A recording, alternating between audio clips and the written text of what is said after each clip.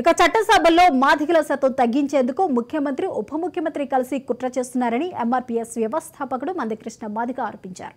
కేసీఆర్ దొరల పాలన చేస్తే రేవంత్ రెడ్డి పటర్వీల పాలన చేస్తున్నారంటూ మండిపడ్డారు. నియామకాలలో పారదర్శకత కంటే కులతత్వానికే పెద్దపీట వేస్తున్నారంటూ ఆరోపించారు. కాంగ్రెస్ ప్రభుత్వంలో సామాజిక సమతుల్యం దెబ్బతింటుందని ఆక్షేపించారు.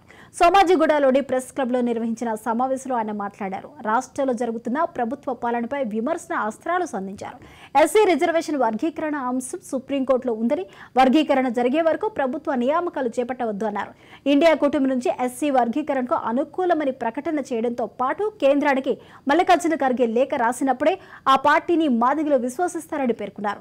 రాష్ట్రంలో మాదిగలకు జరుగుతున్న అన్యాయాలను సరిచేయకపోతే వారి ఆవేదన ఆగ్రహ జ్వాలగా మారే అవకాశం ఉందని హెచ్చరించారు. 10 అంశాలను రేవంత్ రెడ్డి గారు ముందు పెట్టాం. దీని మీద ఆలోచన చేయకుండా నిర్లక్ష్యం జరిగిన చోట నిర్లక్ష్యం జరగద్దు, సామాజిక సమతుల్యత దెబ్బతిన్న చోట ఇక ముందు సామాజిక సమతుల్యత దెబ్బతినద్దు, నియామకాల్లోనూ నిర్ణయాల్లోనూ అందరికీ అన్ని వర్గాలకు న్యాయం చేసే విధంగా పాలన కొనసాగించాలని చెప్పి మేము కోరుతున్నాం.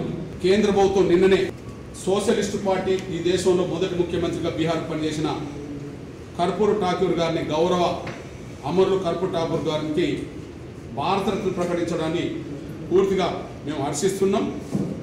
ఆయనకు భారతరత్న ఇవ్వడం అంటే ఈ దేశంలో ఉండబడే అణగారిన వర్గాలందరికీ ఇచ్చినట్టుగా, ఈ దేశంలో అణగారిన వర్గాల గౌరవాన్ని నిలబెట్టినట్టుగా మేము భావిస్తున్నాం. అందుకు ప్రధాన